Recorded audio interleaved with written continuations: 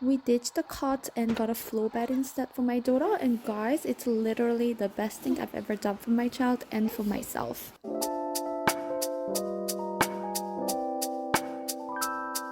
Hey guys, welcome to my channel. My name is Hazy. I'm a working mom of a 2-year-old toddler named Alina. In today's video, I want to talk about floor bed. I'm sharing what it is, why we do it, our real experience, and how amazing it's been.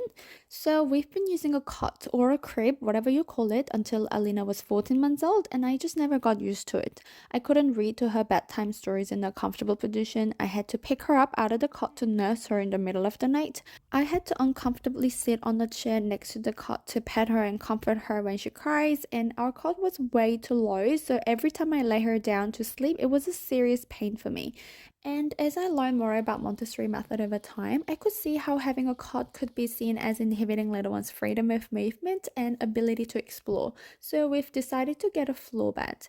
We could have put a mattress directly on the floor, but of course I wanted to make her room super cute, so we got this house bed. It's low, it has low rails around it, and it's a super cute, so it's a perfect floor bed for us. In a Montessori home, children typically sleep in a floor bed. Even babies as young as 6 months old are encouraged to sleep in a floor bed. Why?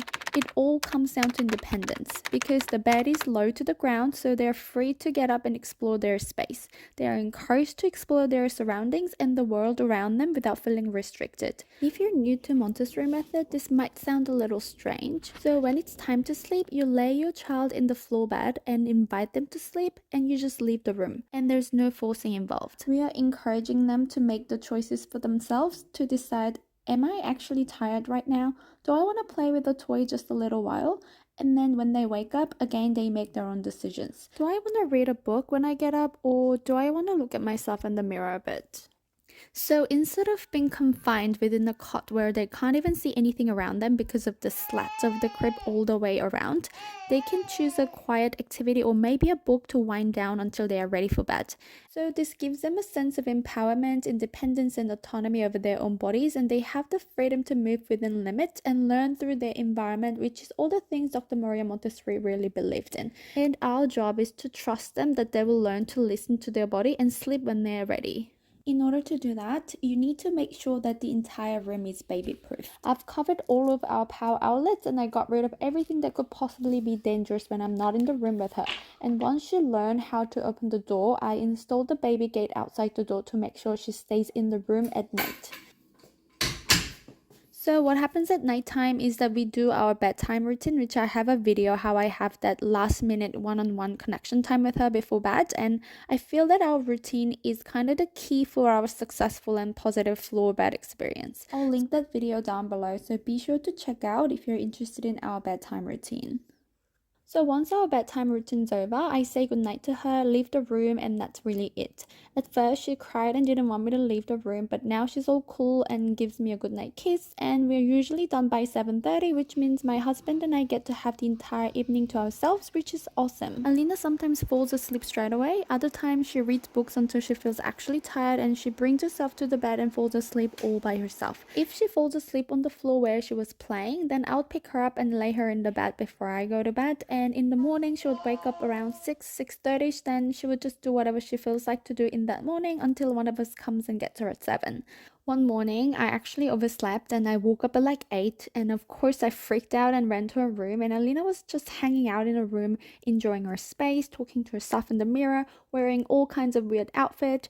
This is probably the best thing about having a floor bed. Your child learns to play independently and they get to explore all the things around their environment.